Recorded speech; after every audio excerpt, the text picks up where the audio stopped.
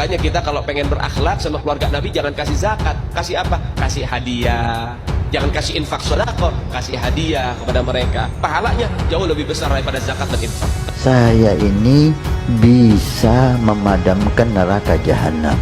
Saya 10 tahun sebelum ramai ini karena mendengar Habib bodoh lebih utama daripada ulama. Saat ini tempat kita kedatangan kiswah penutup makam baginda Nabi Muhammad. Ba'alawi kalau bagi saya bukan gitu ya, bukan turunan Nabi karena dari filologi.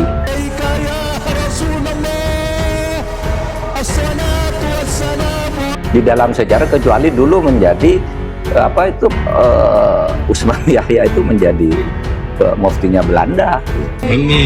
Habib Hasan bin Ja'far As-Segaf sekarang sudah bertemu dengan Nabi Muhammad. Allahumma shalli alaihi. Sekarang anaknya berjumpa. Beliau bahwa pemerintah sekarang itu adalah kriminalisasi ulama. Saya jawab bukan kriminalisasi ulama. Yang ditangkap polisi adalah ulama kriminal. Demikian jelas sekali bukan Nahdlatul Islamnya, bukan kebangkitan Islam, jelas politik, sholat Jumat politik. Merdeka atau mati atas kaki kita sendiri. Kita tidak mau jadi kacungnya bangsa lain. Mereka tidak tahu kalau 99% pengurus PBNU itu tidak percaya nasab Balawi. Oh, serius? Apa mabuk, berzina, itu jangan dimarahi. Karena kalau Habib itu pasti masuk surga. Aduh, dari mana? Nah kalau gitu, dan ini tidak ada yang menjawab.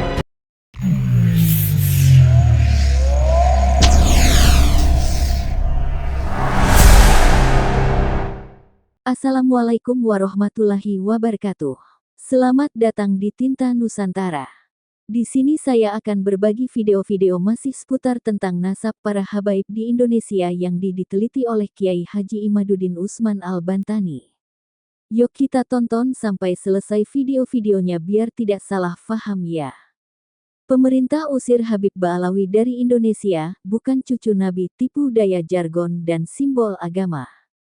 Semoga dengan penjelasan ini kita bisa paham dan semoga bermanfaat dan barokah amin. Tapi jangan lupa subscribe dan like channel ini, supaya tidak ketinggalan video-video terbaru dari Tinta Nusantara. Kami dari channel Tinta Nusantara minta maaf apabila video ini menyinggung perasaan Anda. Terima kasih telah menonton video ini. Saran dan kritikan Anda saya tunggu. Selamat menyaksikan. Pemerintah usir Habib Ba'alawi dari Indonesia, bukan cucu Nabi, tipu daya jargon dan simbol agama.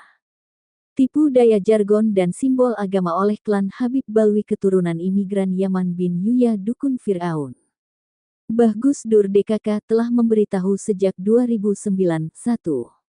Kita mulai dari menginventarisir frase-frase yang melekat di klan Habib Ba'alawi imigran Yaman yaitu, bela ulama, bela habaib, halal darahnya, saudara, kafir, Islamofobia, PKI, murtad, stop kriminalisasi ulama, bela Al-Quran, bela Islam dan frase-frase yang senada itu.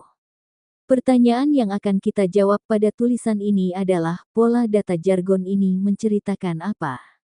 Apa maksud tersembunyi di baliknya dan bagaimana mekanisme psikologis di balik frase-frase semacam itu? Pertanyaan itu akan dijawab oleh literatur berjudul Ilusi Negara Islam, Ekspansi Gerakan Islam Transnasional di Indonesia, yang terbit tahun 2009. 2. Kolaborasi dari The Wahid Institute, Gerakan Bhinneka Tunggal Ika dan Marif Institute yang dieditori oleh Gus Dur, Kiai Haji Abdurrahman Wahid. Literatur ini merupakan hasil penelitian yang berlangsung lebih dari 2 tahun dan dilakukan oleh Live for All Foundation yang di dalamnya ada Gus Dur, Gus Mus, Buya Syafi'i Marif, Prof. Dr. M. Amin Abdullah, Prof. Asyumardi Asra, Prof. Dr. Nasr Hamid Abu Zaid, Syekh Musa Atmani, Prof. Dr. Abdul Munir Mulkan, Dr. Sukardi Rinakit dan Romo Franz Magnis Suseno sebagai penasihat Live for All Foundation. Jadi ini merupakan hasil penelitian. Penulis kutipkan dari buku tersebut yang relevan dengan topik ini. Yang pertama adalah Gus Dur menuliskan dalam buku Ilusi Negara Islam halaman 19 tahun 2009. Pada gilirannya Islam menjadi dalih dan senjata politik untuk mendiskreditkan dan menyerang siapapun yang pandangan politik dan pemahaman keagamaannya berbeda dari mereka. Jargon memperjuangkan Islam sebenarnya adalah memperjuangkan suatu agenda politik tertentu dengan menjadikan Islam sebagai kemasan dan senjata. Langkah ini sangat ampuh karena siapapun yang melawan mereka akan dituduh melawan Islam padahal jelas tidak demikian. Pada saat yang sama dengan dalih memperjuangkan dan membela Islam mereka berusaha keras menolak budaya dan tradisi yang selama ini telah menjadi bagian integral kehidupan bangsa Indonesia.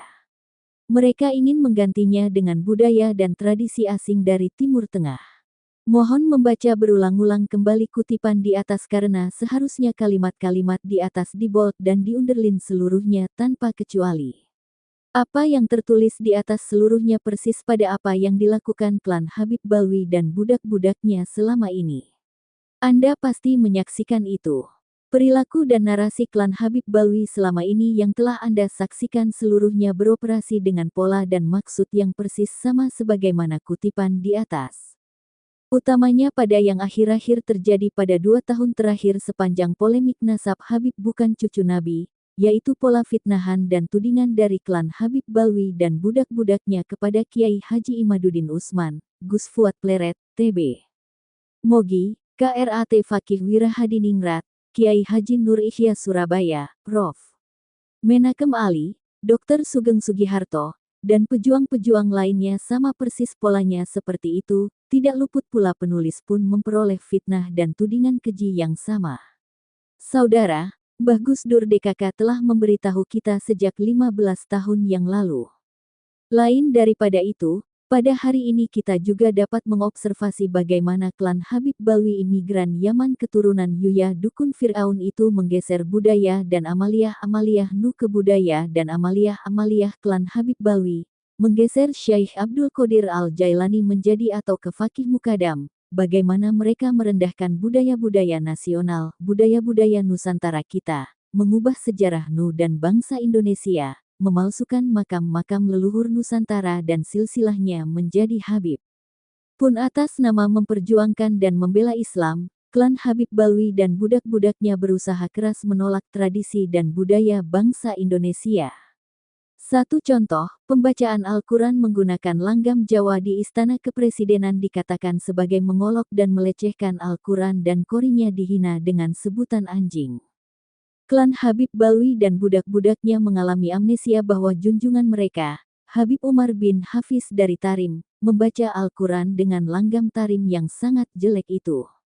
Alumni TAII, Tarim Institute of Ideology, Habib Jindan bin Jindan, bacaan Al-Qurannya juga menggunakan langgam Tarim. Ungkapan, jelek sekali, pun tak cukup menggambarkan kejelekan langgam Tarim. Oleh karena langgam Jawa dikatakan mengolok dan melecehkan Al-Quran, maka langgam Tarim jauh lebih berkali-kali lipat mengolok-olok dan melecehkan Al-Quran dan para Habib itu adalah babi. Terkait pembacaan Al-Quran menggunakan langgam Tarim yang mengolok dan melecehkan Al-Quran, menurut Habib Rizik Syihab pelaku penistaan terhadap agama, Allah SWT, Rasulullah dan Al-Quran dalam konteks hukum Islam dijatuhi hukuman mati. Setelah pelakunya diminta untuk bertaubat kalau tidak mau bertaubat, sepakat semua ulama dari berbagai macam mazhab bahwa penoda agama, penghina Allah, penghina Nabi, hukumannya adalah hukuman mati, ujarnya di layar telekonferensi Podium Reuni 212 2019. Sudah ijma ulama hukumannya adalah hukuman mati. Dengan demikian, ada baiknya Habib Umar bin Hafiz, Habib Jindan bin Jindan, dan seluruh penganut TAII yang menggunakan langgam Tarim, bergembira hatinya karena akan segera masuk surga dieksekusi oleh kelompoknya sendiri. Oke, itu intermezzo. Selanjutnya, masih dari Gus Dur DKK di buku Ilusi Negara Islam halaman 20, menuliskan. Kelompok-kelompok garis keras berusaha merebut simpati umat Islam dengan jargon memperjuangkan dan membela Islam dengan dalih tarbiyah dan dakwah amar makruf nahi mungkar. Jargon ini sering memperdaya banyak orang bahkan mereka yang berpendidikan tinggi sekalipun semata karena tidak terbiasa berpikir tentang spiritualitas dan esensi ajaran Islam. Mereka mudah terpancing terpesona dan tertarik dengan simbol-simbol keagamaan. Gus Dur DKK kemudian di halaman 21 juga mengungkapkan, terkait dengan pengikutnya, ada orang-orang yang bergabung dan mendukung garis keras karena mereka terpesona dan tertarik dengan simbol-simbol keagamaan yang dikampanyekan tokoh-tokoh garis keras. Pada sisi yang lain ada orang-orang yang memang secara sengaja memperdaya masyarakat dengan meneriakkan simbol-simbol keagamaan demi memuaskan agenda hawa nafsu mereka. Di halaman 90 buku Ilusi Negara Islam tertulis, jargon-jargon garis keras seperti membela Islam, penerapan syariah, maupun penegakan khilafah Islamiyah, bagi umat Islam yang tidak mempunyai pemahaman mendalam tentang ajaran agamanya bisa menjadi ungkapan yang sangat ampuh dan mempesona. Pada saat yang sama, para penolak jargon-jargon tersebut bisa dengan mudah dituduh menolak syariah bahkan menolak Islam. Tuduhan semacam ini lazim dilontarkan oleh orang-orang yang merasa sok tahu tentang Islam, mereka yang merasa sebagai yang paling benar dalam memahami Islam. Sikap arogan ini membuat mereka lebih suka menyalahkan siapapun yang tidak sama dengan dirinya, dan tidak mampu melakukan introspeksi. Dari kutipan-kutipan tadi dari buku Ilusi Negara Islam tahun 2009, penulis merumuskan frase-frase jargon yang digunakan oleh klan Habib Balwi itu merupakan cara 1. Untuk memposisikan dirinya, klan Habib Balwi, di tengah masyarakat sebagai Islam itu sendiri.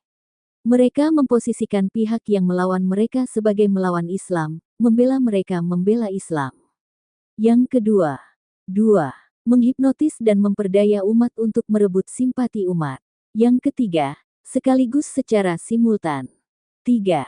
Mendiskreditkan dan menyerang siapapun yang berbeda atau melawan mereka di framing melawan Islam bahkan menista agama.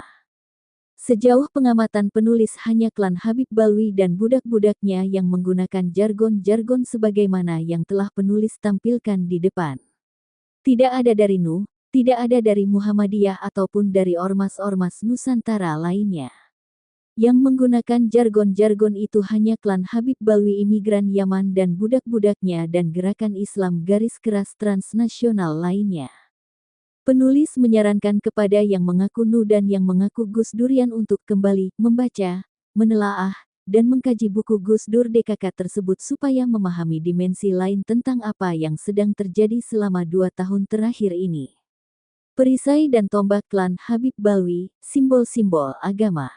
Klan Habib Balwi menggunakan simbol-simbol dan jubah-jubah agama serta menggunakan bendera yang identik dengan agama sebagai perisai melindungi diri sekaligus menyerang pihak lain yang kontra dengan mereka. Mereka berlindung di balik simbol sakral. Itu semua adalah cara mereka untuk menyembunyikan kejahatannya, ujar Eko Kuntadi. Pada tahun 2018 terjadi kehebohan di mana beberapa anggota GP Ansor membakar bendera hitam. Yang mereka maksudkan adalah membakar bendera HTI namun kemudian diframing dengan tajam, disudutkan dengan tajam, bahwa GP Ansor telah membakar bendera Panji Rasulullah, bendera Tauhid. Padahal anggota GP Ansor itu memaksudkan mereka membakar bendera HTI. Namun kemudian Ismail Yusanto berkelit memelintir. Dia berkata, yang dibakar dalam video yang beredar luas kemarin adalah Ar-Roya Panji Rasulullah, bendera berwarna hitam yang bertuliskan kalimat Tauhid. Saya perlu tegaskan bahwa HTI tidak memiliki bendera, katanya.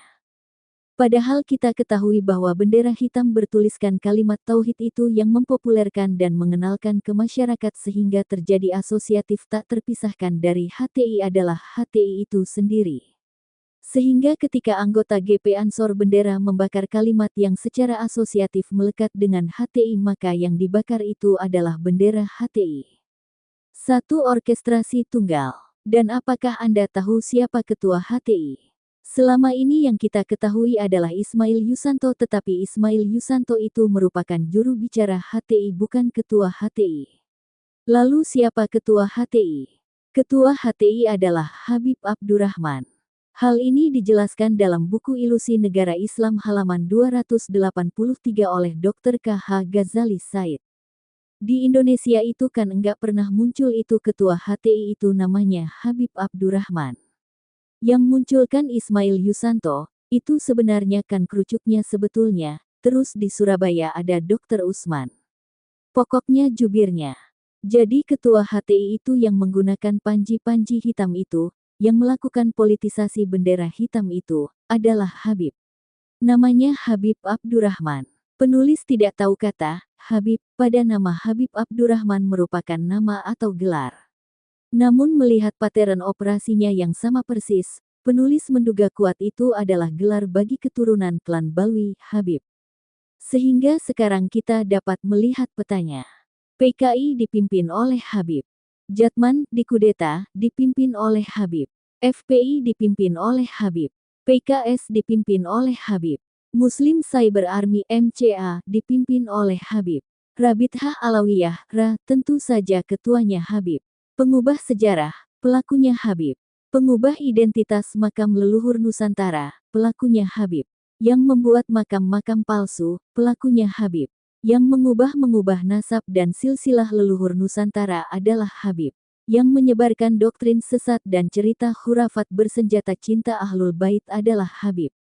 Melihat pattern operasi dan propaganda yang sama dan berkesinambungan antara satu part dan part lainnya dan berlangsung dalam periode waktu yang simultan, paralel, bersamaan, sangat sulit untuk tidak mengatakan bahwa mereka dalam satu orkestrasi tunggal. Oh ya, satu lagi, NUGL. Hari ini kelompok tersebut yang paling keras membela nasab Ba'alwi yang sudah rungkat secara uji pustaka maupun ilmu genetika, walau dengan narasi ngawur. Sepanjang 2 tahun terakhir ini Anda bisa saksikan sendiri RA, FPI, HTI, dan NUGL berada di satu epicentrum militan yang sama membela nasab klan Habib Balwi dengan berbagai pola narasi khas yang telah dijelaskan Gus Dur DKK.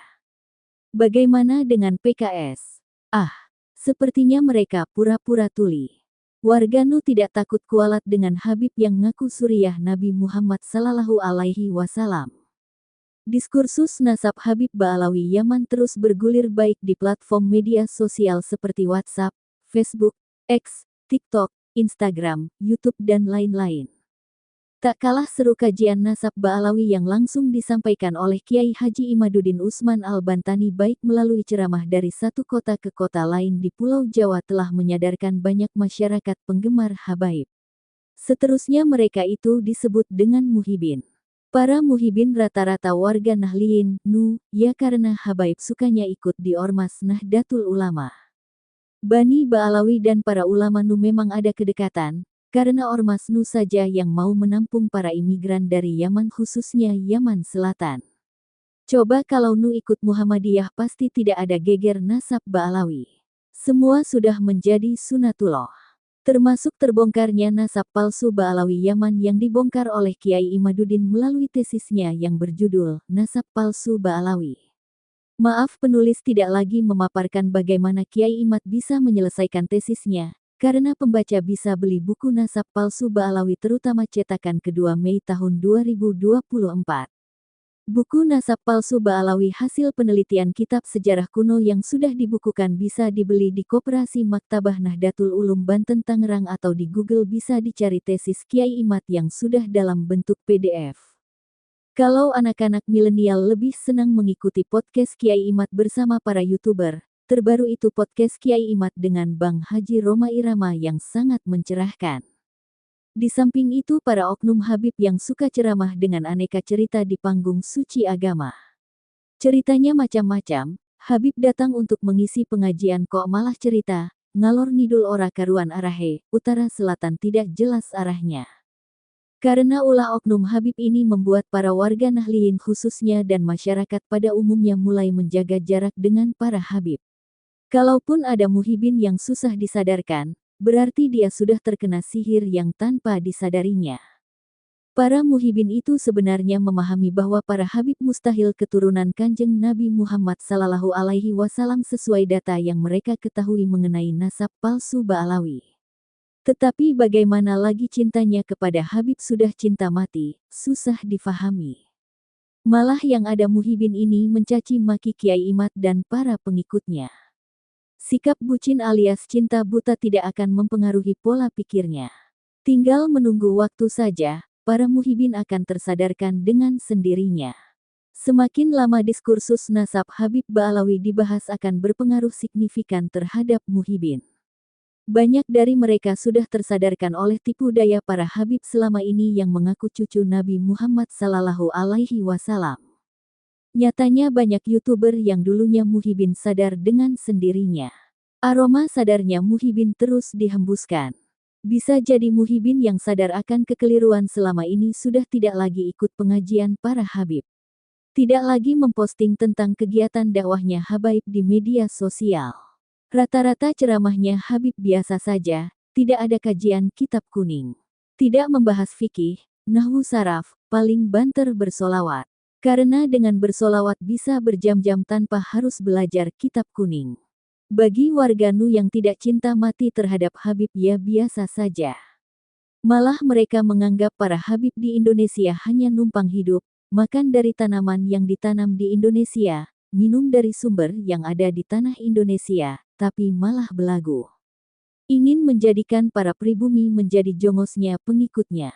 Tak mampu berkarya, misalnya menjadi astronot atau ahli geologi dan profesional lain tapi malah sering nyinyir dan minim ilmu. Hanya dengan modal nasab yang dicangkokkan ke Kanjeng Nabi mereka menjadi klan yang paling suci di antara pemeluk agama Islam. Hal ini membuat klan Ba'alawi menjadi sombong tidak ketulungan.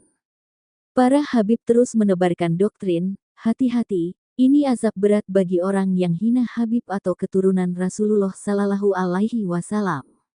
Pernyataan ini penulis kutip dari web Liputan 6 edisi tanggal 11 Juni tahun 2023. Pendakwah yang mengaku keturunan Rasulullah Muhammad Sallallahu Alaihi Wasallam, yaitu Habib Hasan bin Ismail Al-Muhdor mendapat pertanyaan dari para jamaahnya. Pertanyaan tentang menghina cucu Rasulullah atau Habib serta siksa apa yang akan didapatkannya. Habib Hasan mengatakan jika membenci mukmin cucu Nabi maka siap-siap meninggal dalam keadaan su'ul khotimah dan calon penghuni neraka. Nabi Sallallahu Alaihi Wasallam bersabda dalam hadis banyak riwayat ada yang hasan, sahih dan dhaif. Kalau dikumpulkan menjadi hadis yang sangat kuat, siapa yang membenci salah satu cucuku, maka dia mati akan menjadi calon penghuni neraka, kata Habib Hasan. Setiap manusia termasuk keturunan Kanjeng Nabi tidak dipungkiri bisa berbuat salah dan dosa. Ketika cucu Nabi melakukan hal-hal yang tidak baik, maka seorang muslim menurut Habib Hasan boleh tidak setuju dengan kesalahan dan dosanya, tapi haram membenci orangnya. Setelah adanya tesis Kiai Imad, para warga Nahliyin yang cerdas dan waras sudah tidak takut lagi terhadap ancaman mendapatkan azab yang berat. Lah yang ngomong sendiri seperti Habib Hasan bin Ismail Al-Muhdor diragukan cucunya Kanjeng Nabi, kalau belum tes DNA, kami tetap tidak percaya. Kami percaya mereka adalah cucu dari Ubaidillah. Nasab mereka tidak tersambung dengan Ahmad bin Isa, diketahui malah tersambung dengan Ubaidillah. Kalau kajian penelitian sejarah yang dilakukan oleh Kiai Imad ditolak para habib, silahkan tes DNA, ada yang menawarkan gratis daripada Suka TV. Tapi dari klan Ba'alawi tidak ada yang berani mendaftar. Karena nanti akan ketahuan bahwa para Ba'alawi ini memiliki haplogrup G.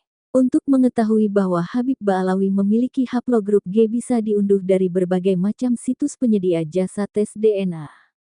Haplogrup G berarti ikut kelompok etnis di Kaukasus yaitu bekas kerajaan Yahudi Khazar yang hancur karena perang dengan Rusia.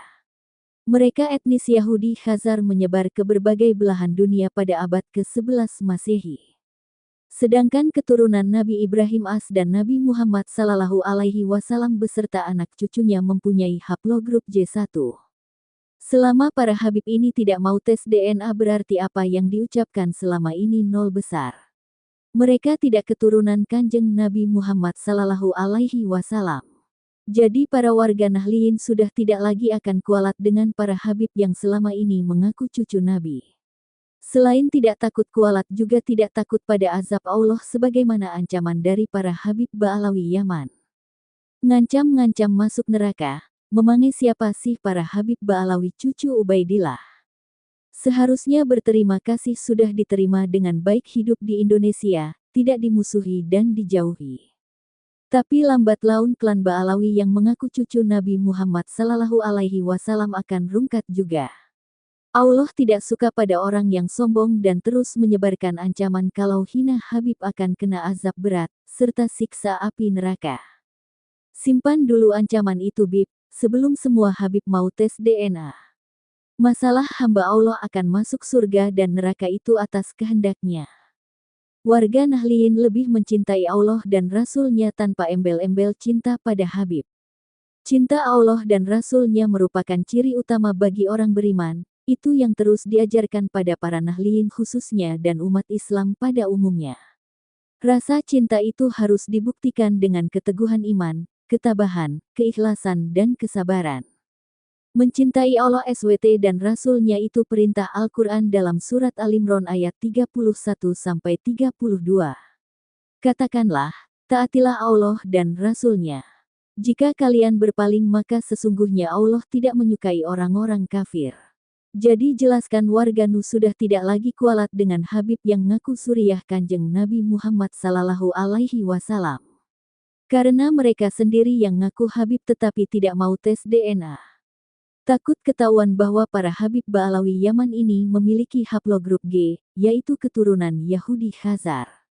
Nasab palsu keturunan Nabi klan Ba'alawi, masihkah percaya keturunan Nabi?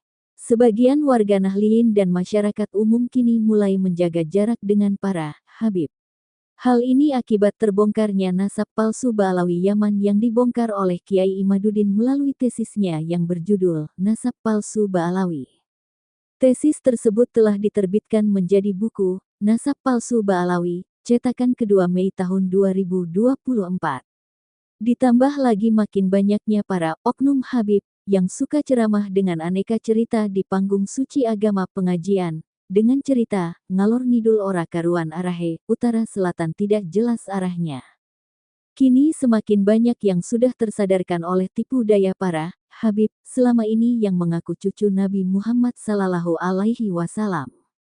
Mereka yang sudah sadar menganggap para Habib di Indonesia hanya numpang hidup, makan, minum tapi malah belagu. Ingin menjadikan pribumi menjadi jongosnya.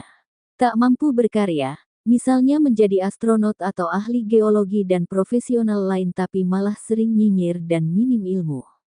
Hanya dengan modal nasab palsu, keturunan Nabi, mereka menjadi klan yang paling suci di antara pemeluk agama Islam. Hal ini membuat klan Ba'alawi menjadi sombong tidak ketulungan.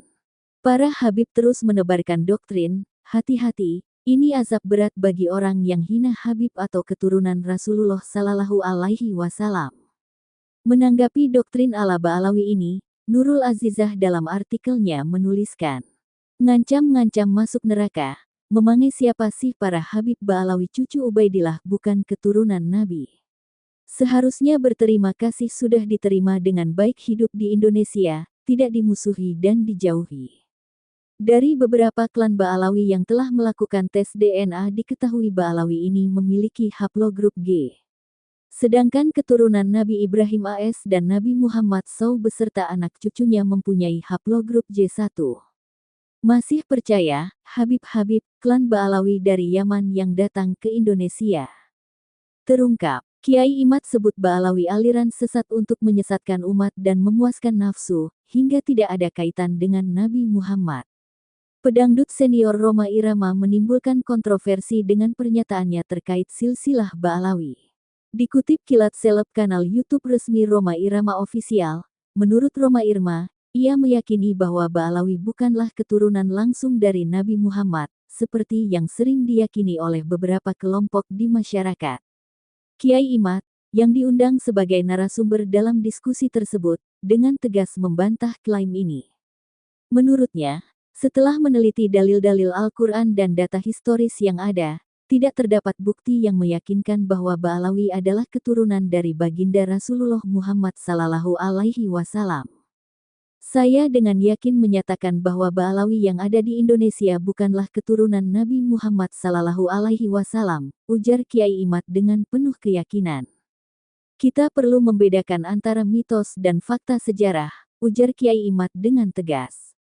Diskusi ini juga mencakup penjelasan tentang sejarah silsilah Ba'alawi yang diklaim memiliki keterkaitan langsung dengan Nabi Muhammad SAW.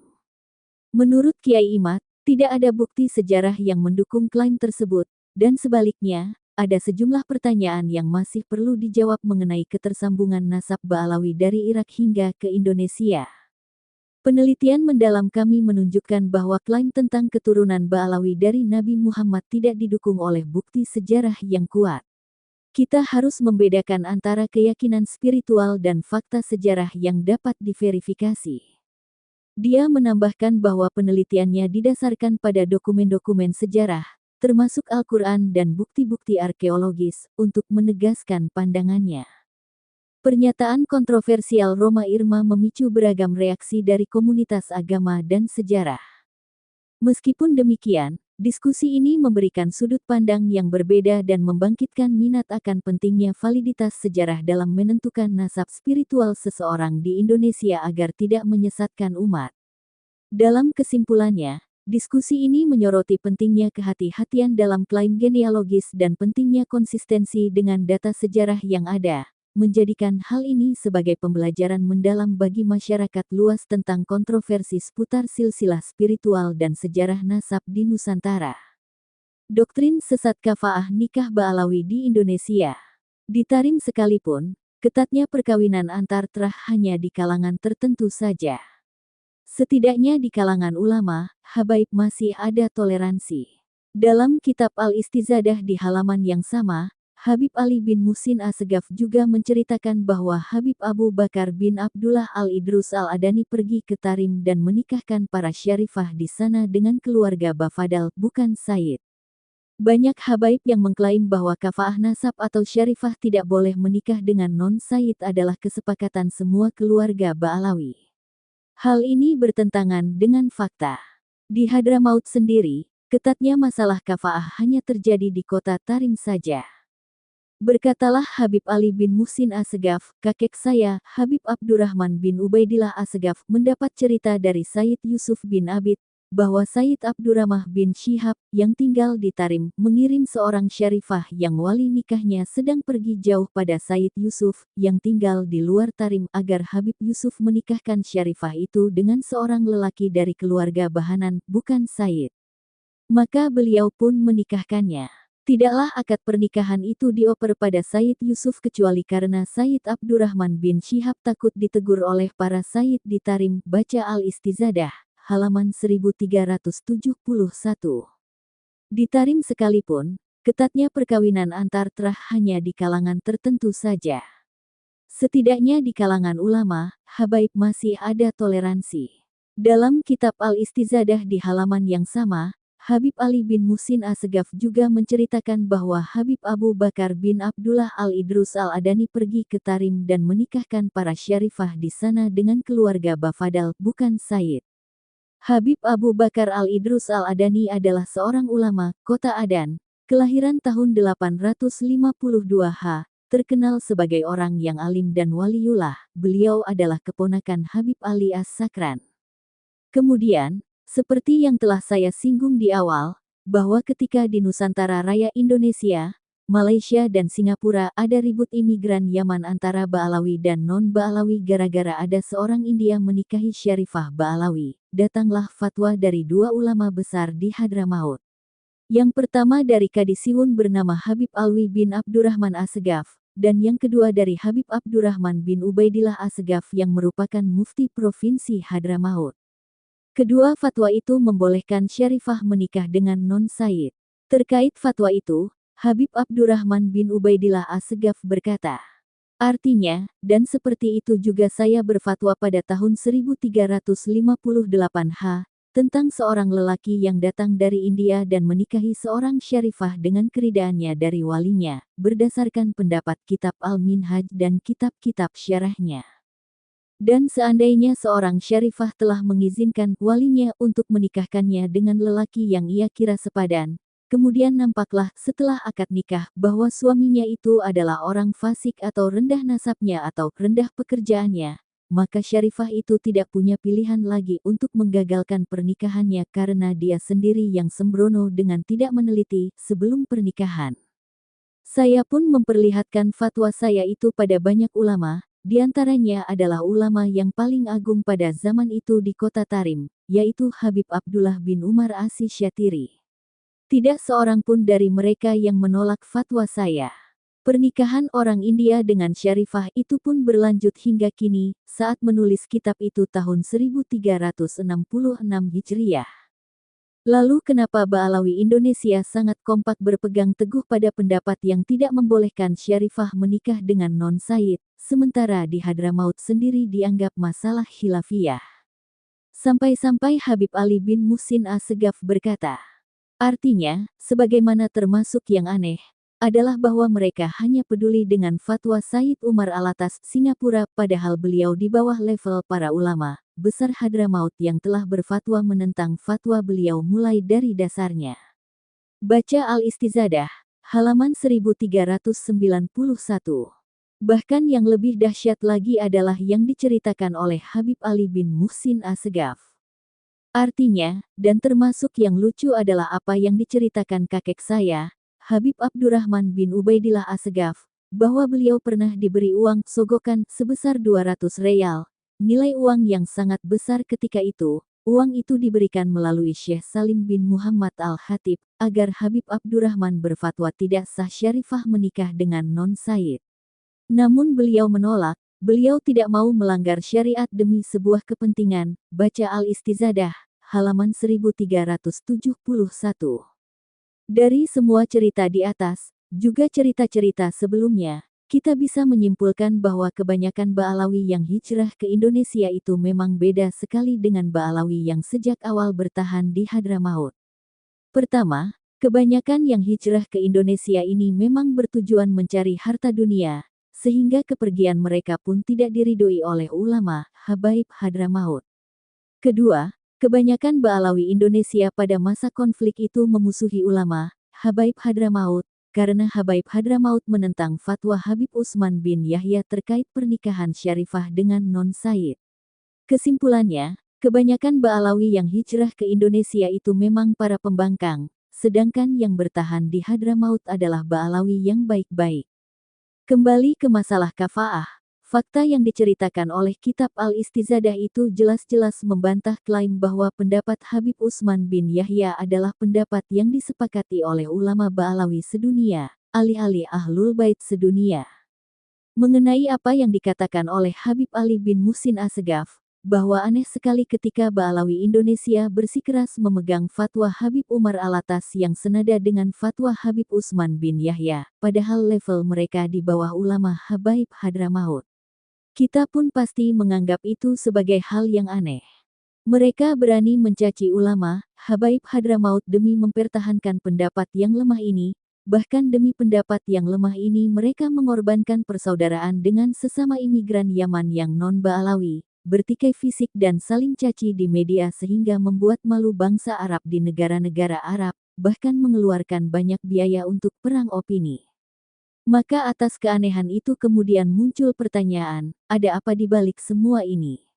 Saya pun kemudian merasa menemukan jawabannya setelah membaca sejarah mereka dalam kitab Al-Istizadah. Ceritanya, pemerintah kolonial Belanda membuat peraturan bahwa imigran Yaman tidak boleh menikah dengan pribumi dan tidak boleh berpakaian dengan pakaian pribumi. Baca Al-Istizadah, halaman 1351. Seperti yang pernah saya singgung sebelumnya, rupanya Belanda khawatir imigran Yaman akan simpati dan mendukung perjuangan pribumi kalau menjadi besan atau menantu pribumi. Saya mencurigai Snoek Hurgronje sebagai orang yang berinisiatif mengangkat masalah kafaah ini untuk mendukung peraturan Belanda itu. Snoek Hurgronje adalah orientalis bayaran Belanda yang pakar dalam keilmuan dan sejarah Islam. Pasti dia tahu bahwa di kalangan Ba'alawi ada yang fanatik soal kafaah. Dia pun memanfaatkan itu untuk mendukung peraturan pemerintah kolonial Belanda, karena dengan fatwa Habib Utsman itu, setengah target peraturan Belanda terpenuhi, setidaknya untuk kalangan Ba'alawi, yaitu perempuan Ba'alawi tidak berani menikah dengan pribumi karena bertentangan dengan fatwa dan bertentangan dengan peraturan Belanda. Jadi, pihak kolonial Belanda memang patut dicurigai ada main di dalam membesar-besarkan masalah kafaah nasab yang sebenarnya sepele ini, yakni masalah khilafiyah. Kecurigaan ini didukung dengan fakta bahwa ternyata imigran Yaman bukan hanya membuat keributan di Indonesia saja, melainkan juga membuat keributan di Afrika, India dan negara-negara jajahan Belanda lainnya. Baca Al-Istizadah, halaman 1366. Sebenarnya, kalangan Ba'alawi pernah bermasalah terkait kafaah nasab ini. Di Makkah, mereka pernah bermasalah dengan penguasa Hijaz yang dari keluarga Syarif Al-Hasani. Penguasa Hijaz biasa disebut Syarif Makkah karena Makkah adalah ibu kota Hijaz. Saat itu, Syarif Makkah marah pada kalangan Ba'alawi sehingga membuat larangan memanggil Ba'alawi dengan Sayyid. Bahkan Syarif Makkah pernah menghukum seorang Ba'alawi karena menikahi seorang Syarifah Makkah Al-Hasaniyah. Ba'alawi itu dihukum dengan pukulan tongkat di depan umum dan dipaksa untuk menceraikan istrinya yang Syarifah Al-Hasaniyah. Baca Al-Istizadah, halaman 1323 dan 1373. Entah kenapa Syarif Makkah semarah itu dan menganggap Ba'alawi tidak sekufu dengan Syarifah Makkah. Apakah Syarif Makkah termasuk orang yang menolak nasab Ba'alawi atau karena marah saja? Wallahu a'lam.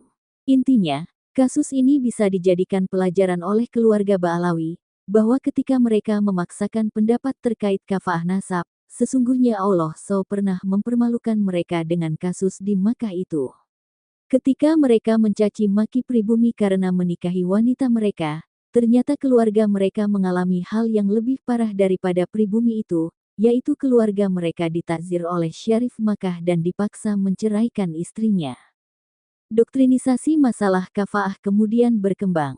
Ba'alawi Indonesia kemudian banyak yang menyebarkan pemahaman-pemahaman yang menurut saya hampir semuanya sesat. Pemahaman pertama, Syarifah lebih baik berzina dengan non-Sayyid daripada menikah dengan non-Sayyid, karena kalau berzina maka anaknya tidak putus nasab pada Rasulullah Sallallahu Alaihi Wasallam, karena anak zina itu bernasab pada ibunya, kalau anak sah itu bernasab pada ayahnya. Saya pernah mendengar ini langsung dari seorang Habib yang alim. Waktu itu beliau hanya menukil saja dari salah satu Habib lain. Namun saya juga mendengar dari orang-orang Kalimantan Barat, bahwa di sana juga sering didengar Ba'alawi bilang begitu. Mereka menjadikan istidlal yang lemah untuk bahan doktrinisasi. Saya siap melumpuhkan setiap istidlal mereka dengan semua dalil itu. Sejak tahun 2007, saya sudah mengajak Rabithah Alawiyah untuk diskusi terbuka membahas fatwa Habib Utsman bin Yahya terkait kafaah. Saya sudah bertoleransi dengan mengatakan bahwa itu masalah khilafiyah. Silakan dipakai dengan tanpa menghina orang lain yang tidak sependapat, tapi mereka bersikeras menganggap itu sebagai pendapat yang disepakati oleh semua ulama Ba'alawi. Jadi, para pendukung Rabithah Alawiyah terkait bab kafaah ini, baik habaib maupun muhibin, tidak usah membawa dalil di hadapan saya. Kalau mau silakan ketua Rabithah Alawiyah sendiri yang menghadapi saya menunggu mereka sejak 16 tahun yang lalu. Pemahaman kedua, non-Sayyid yang menikahi Syarifah berarti tidak beradab pada Rasulullah Sallallahu Alaihi Wasallam, bahkan pernikahan itu tergolong maksiat, maka tidak boleh dihadiri akad nikahnya. Sebenarnya ini berasal dari pemahaman bahwa istri adalah pelayan suaminya. Ketika saya masih muda dan belum menikah, ada seorang Habib yang sudah agak tua menasehati saya. Beliau berkata begini, kalau ente menikah nanti, lakukan ini di hari pertama, ente suruh istri ente untuk mengambil air minum. Kalau dia bawa segelas air minum tanpa alas lepek maka bentaklah dia dan suruh kembali ke dapur untuk membawa gelas dengan alas lepek.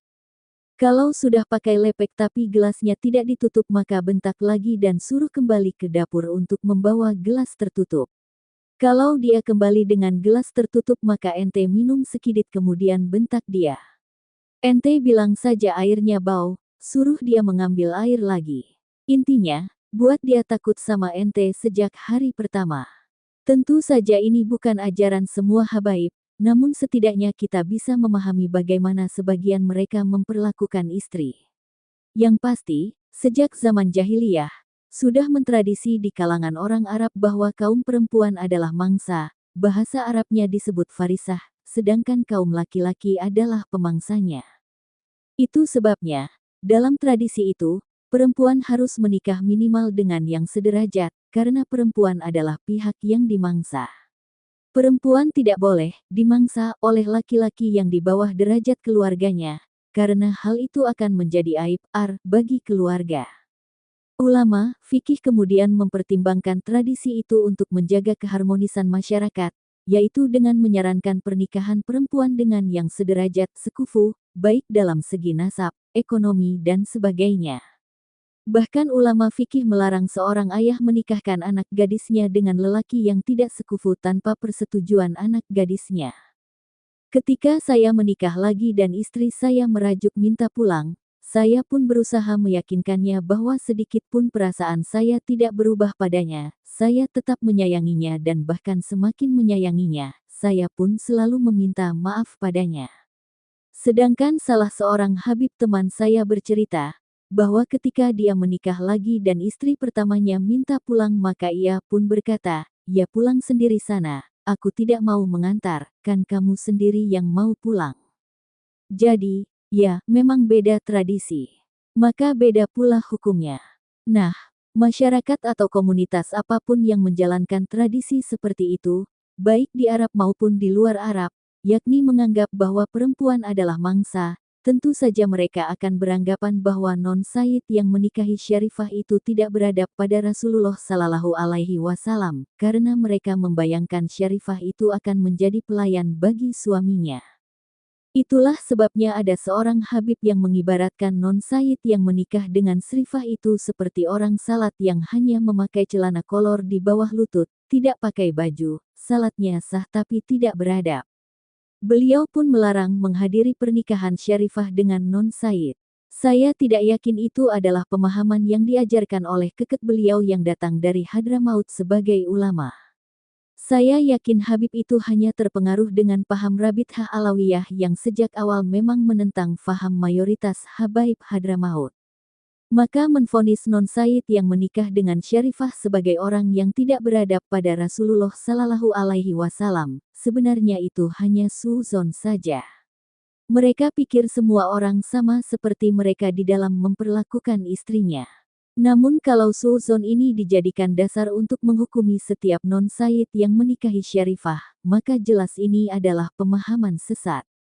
Ini bertentangan dengan fakta bahwa leluhur Ahlul Bait sendiri yang pernah menikahkan putri-putri mereka dengan non-Ahlul Bait.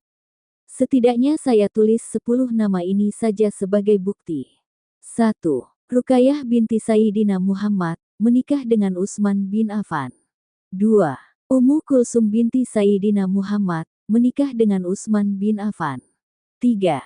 Zainab binti Sayyidina Muhammad, menikah dengan Abul Ash. 4. Ummu Kulsum binti Fatimah binti Sayyidina Muhammad, menikah dengan Umar bin Al-Khattab. 5. Sukainah binti Husain bin Fatimah binti Sayyidina Muhammad, menikah dengan Zaid bin Umar bin Utsman bin Affan. 6. Fatimah binti Husain bin Fatimah binti Sayyidina Muhammad, menikah dengan Abdullah bin Amr bin Utsman bin Affan. 7. Fatimah binti Ali Zainal Abidin bin Husain bin Fatimah binti Sayyidina Muhammad, menikah dengan Al-Munzir bin Zubair bin Al-Awam. 8. Idah binti Ali Zainal Abidin bin Husain bin Fatimah binti Sayyidina Muhammad, menikah dengan Nuh bin Ibrahim bin Muhammad bin Talah. 9. Fatimah binti Hasan Al-Musanna bin Hasan bin Fatimah binti Sayyidina Muhammad, menikah dengan Ayub bin Maslamah Al-Mahzumi. 10.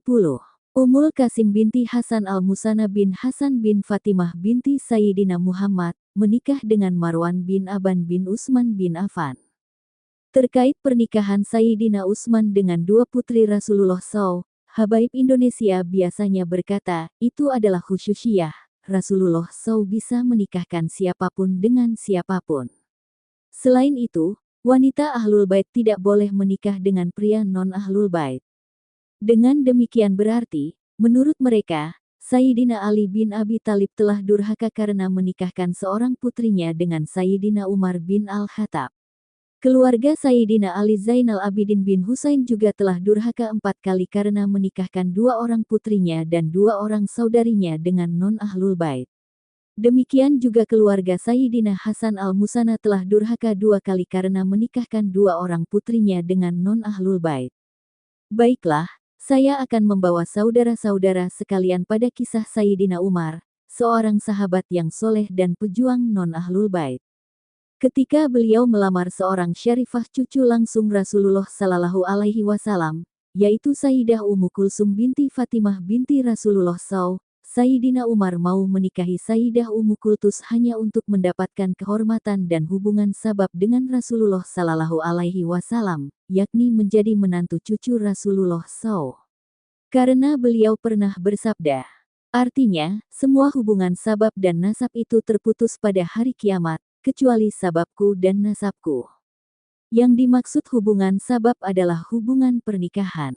Maka semua orang yang menikahi keturunan Rasulullah SAW berarti memiliki hubungan sabab dengan beliau. Itulah sabab menurut pemahaman Sayyidina Umar dan para sahabat lainnya, sehingga mereka pun mengusulkan agar Sayyidina Umar menikahi Sayyidah Ummu Kulsum. Ketika Sayyidina Umar sang khalifah melamar Sayyidah Ummu Kulsum pada Sayyidina Ali langsung menolak. Apa alasannya? Apakah karena Sayyidina Umar bukan Bani Hashim dan tidak sekufu nasabnya dengan Sayyidah Ummu Kulsum? Tidak, sama sekali tidak. Alasan beliau hanya 2 saja. Pertama, karena Sayyidah Ummu Kulsum masih terlalu muda untuk menikah.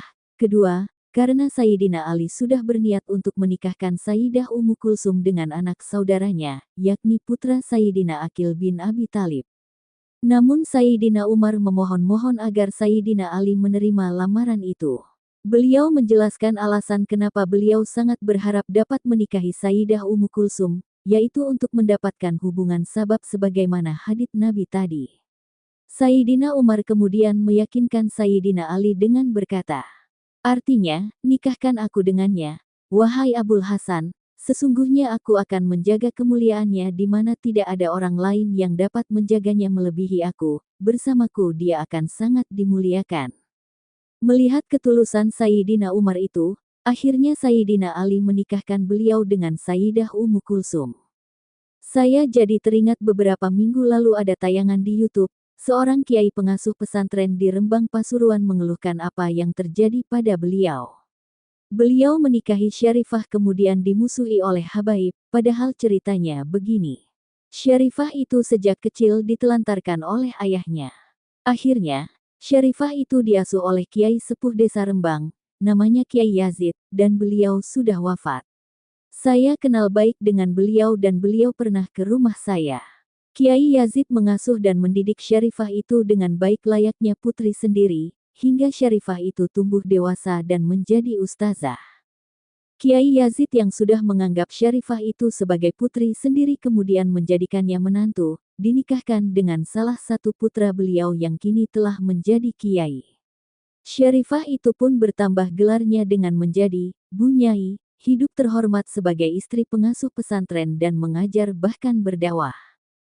Saudara-saudara sekalian silakan beri penilaian. Apakah Kiai Rembang itu merendahkan sang Syarifah?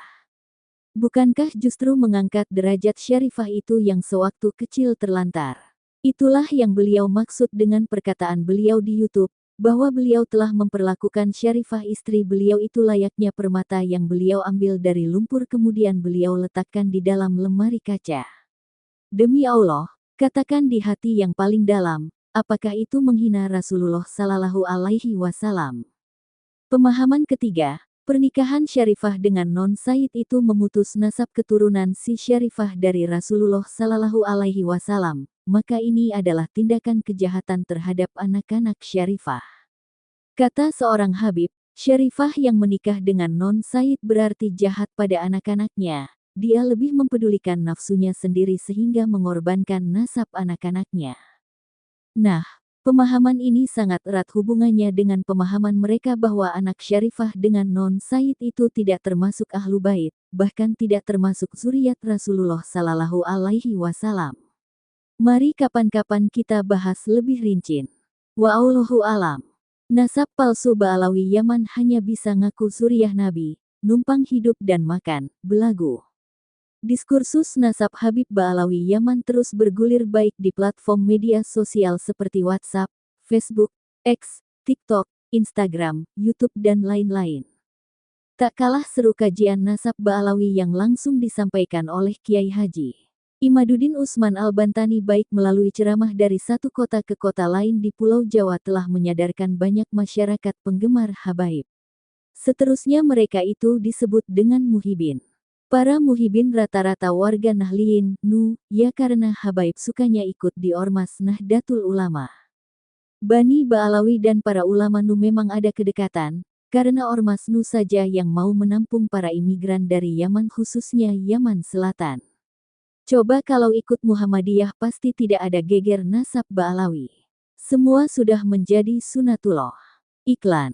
Termasuk terbongkarnya nasab palsu Ba'alawi Yaman yang dibongkar oleh Kiai Imaduddin melalui tesisnya yang berjudul Nasab Palsu Ba'alawi.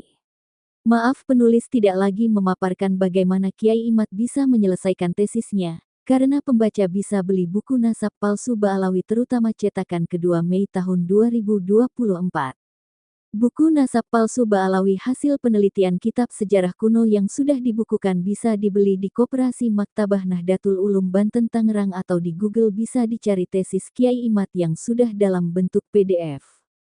Kalau anak-anak milenial lebih senang mengikuti podcast Kiai Imad bersama para YouTuber, terbaru itu podcast Kiai Imad dengan Bang Haji Roma Irama yang sangat mencerahkan. Di samping itu para oknum Habib yang suka ceramah dengan aneka cerita di panggung suci agama. Ceritanya macam-macam, Habib datang untuk mengisi pengajian kok malah cerita, ngalor ngidul ora karuan arahe, utara selatan tidak jelas arahnya. Karena ulah oknum Habib ini membuat para warga Nahliyin khususnya dan masyarakat pada umumnya mulai menjaga jarak dengan para Habib. Kalaupun ada muhibin yang susah disadarkan, berarti dia sudah terkena sihir yang tanpa disadarinya. Para muhibin itu sebenarnya memahami bahwa para Habib mustahil keturunan Kanjeng Nabi Muhammad Sallallahu Alaihi Wasallam sesuai data yang mereka ketahui mengenai nasab palsu Ba'alawi. Tetapi bagaimana lagi cintanya kepada Habib sudah cinta mati, susah difahami. Malah yang ada muhibin ini mencaci maki Kiai Imad dan para pengikutnya. Sikap bucin alias cinta buta tidak akan mempengaruhi pola pikirnya. Tinggal menunggu waktu saja, para muhibin akan tersadarkan dengan sendirinya. Semakin lama diskursus nasab Habib Ba'alawi dibahas akan berpengaruh signifikan terhadap muhibin. Banyak dari mereka sudah tersadarkan oleh tipu daya para Habib selama ini yang mengaku cucu Nabi Muhammad Sallallahu Alaihi Wasallam. Nyatanya banyak YouTuber yang dulunya muhibin sadar dengan sendirinya. Aroma sadarnya muhibin terus dihembuskan. Bisa jadi muhibin yang sadar akan kekeliruan selama ini sudah tidak lagi ikut pengajian para Habib. Tidak lagi memposting tentang kegiatan dakwahnya habaib di media sosial. Rata-rata ceramahnya Habib biasa saja, tidak ada kajian kitab kuning. Tidak membahas fikih, nahwu saraf, paling banter bersolawat. Karena dengan bersolawat bisa berjam-jam tanpa harus belajar kitab kuning. Bagi warga yang tidak cinta mati terhadap Habib ya biasa saja. Malah mereka menganggap para Habib di Indonesia hanya numpang hidup, makan dari tanaman yang ditanam di Indonesia, minum dari sumber yang ada di tanah Indonesia, tapi malah belagu. Ingin menjadikan para pribumi menjadi jongosnya pengikutnya. Tak mampu berkarya, misalnya menjadi astronot atau ahli geologi dan profesional lain tapi malah sering nyinyir dan minim ilmu. Hanya dengan modal nasab yang dicangkokkan ke Kanjeng Nabi mereka menjadi klan yang paling suci di antara pemeluk agama Islam. Hal ini membuat klan Ba'alawi menjadi sombong tidak ketulungan. Para Habib terus menebarkan doktrin, hati-hati, ini azab berat bagi orang yang hina Habib atau keturunan Rasulullah Sallallahu Alaihi Wasallam. Pernyataan ini penulis kutip dari web Liputan 6 edisi tanggal 11 Juni tahun 2023. Pendakwah yang mengaku keturunan Rasulullah Muhammad Sallallahu Alaihi Wasallam, yaitu Habib Hasan bin Ismail Al-Muhdor mendapat pertanyaan dari para jamaahnya. Pertanyaan tentang menghina cucu Rasulullah atau Habib serta siksa apa yang akan didapatkannya. Habib Hasan mengatakan jika membenci mukmin cucu Nabi maka siap-siap meninggal dalam keadaan su'ul khotimah dan calon penghuni neraka. Nabi SAW bersabda dalam hadis banyak riwayat ada yang hasan, sahih dan dhaif. Kalau dikumpulkan menjadi hadis yang sangat kuat, siapa yang membenci salah satu cucuku, maka dia mati akan menjadi calon penghuni neraka, kata Habib Hasan. Setiap manusia termasuk keturunan Kanjeng Nabi tidak dipungkiri bisa berbuat salah dan dosa. Ketika cucu Nabi melakukan hal-hal yang tidak baik, maka seorang muslim menurut Habib Hasan boleh tidak setuju dengan kesalahan dan dosanya, tapi haram membenci orangnya. Setelah adanya tesis Kiai Imad, para warga Nahliyin yang cerdas dan waras sudah tidak takut lagi terhadap ancaman mendapatkan azab yang berat. Lah yang ngomong sendiri seperti Habib Hasan bin Ismail Al-Muhdor diragukan cucunya Kanjeng Nabi, kalau belum tes DNA, kami tetap tidak percaya. Kami percaya mereka adalah cucu dari Ubaidillah. Nasab mereka tidak tersambung dengan Ahmad bin Isa, diketahui malah tersambung dengan Ubaidillah. Kalau kajian penelitian sejarah yang dilakukan oleh Kiai Imad ditolak para Habib, silahkan tes DNA, ada yang menawarkan gratis daripada Suka TV. Tapi dari klan Ba'alawi tidak ada yang berani mendaftar. Karena nanti akan ketahuan bahwa para Ba'alawi ini memiliki haplogrup G. Untuk mengetahui bahwa Habib Ba'alawi memiliki haplogrup G bisa diunduh dari berbagai macam situs penyedia jasa tes DNA. Haplogrup G berarti ikut kelompok etnis di Kaukasus yaitu bekas kerajaan Yahudi Khazar yang hancur karena perang dengan Rusia. Mereka etnis Yahudi Khazar menyebar ke berbagai belahan dunia pada abad ke-11 Masehi. Sedangkan keturunan Nabi Ibrahim alaihissalam dan Nabi Muhammad sallallahu alaihi wasallam beserta anak cucunya mempunyai haplogrup J1. Selama para Habib ini tidak mau tes DNA berarti apa yang diucapkan selama ini nol besar. Mereka tidak keturunan Kanjeng Nabi Muhammad sallallahu alaihi wasallam. Jadi para warga Nahliyin sudah tidak lagi akan kualat dengan para Habib yang selama ini mengaku cucu Nabi. Selain tidak takut kualat juga tidak takut pada azab Allah sebagaimana ancaman dari para Habib Ba'alawi Yaman.